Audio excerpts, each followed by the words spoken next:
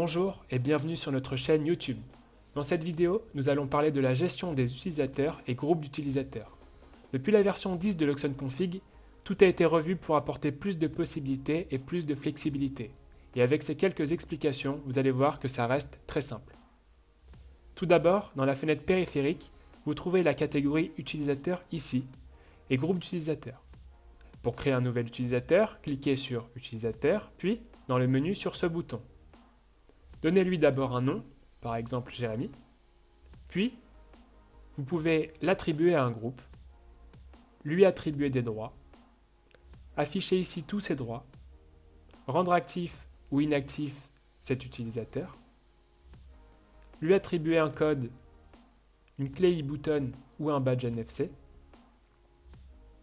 et gérer son mot de passe de connexion et mot de passe de visualisation.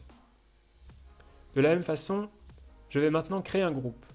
Dans un projet résidentiel, ça pourrait être le groupe parents, enfants, amis, et pour un projet tertiaire, ça serait service informatique, service RH, service entretien. Dans mon exemple, je l'appelle simplement groupe 1. En cliquant sur Gérer les autorisations, je peux attribuer des droits soit à l'utilisateur directement, soit au groupe d'utilisateurs, pour donner par exemple un privilège à mon utilisateur par rapport aux autres membres du groupe.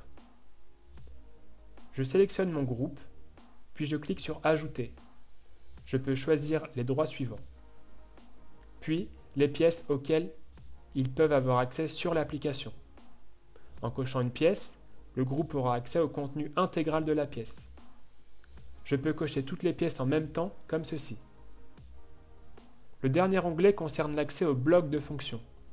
Si je n'ai pas donné accès à ma page séjour au groupe, mais que je souhaite qu'il puisse quand même piloter les volets du séjour, alors je sélectionne uniquement le bloc Store du séjour et je décoche la pièce. En d'autres termes, j'ai accès à une fonction soit parce que je suis autorisé via la pièce, soit je suis autorisé via le bloc. Depuis cette fenêtre, je peux définir si je donne accès uniquement via une connexion locale, c'est-à-dire lorsque je suis connecté à mon Wi-Fi chez moi, ou une connexion à distance, ou les deux. Si vous ne donnez pas accès, ça revient à supprimer la ligne. Dans Période d'accès, vous pouvez choisir à quel moment notre groupe peut profiter de son droit. Pour cela, on va créer un planning qu'on va appeler Semaine. Je supprime le samedi et le dimanche, puis je valide. Je peux maintenant choisir mon planning Semaine. Je peux également créer des plannings ou les modifier depuis la fenêtre périphérique ici.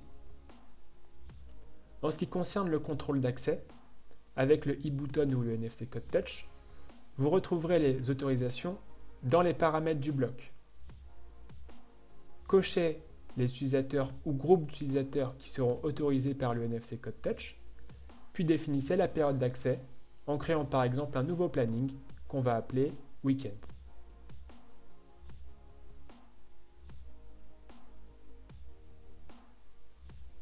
Tous les membres du groupe utilisateur auront accès le week-end après avoir saisi leur code ou passé leur badge.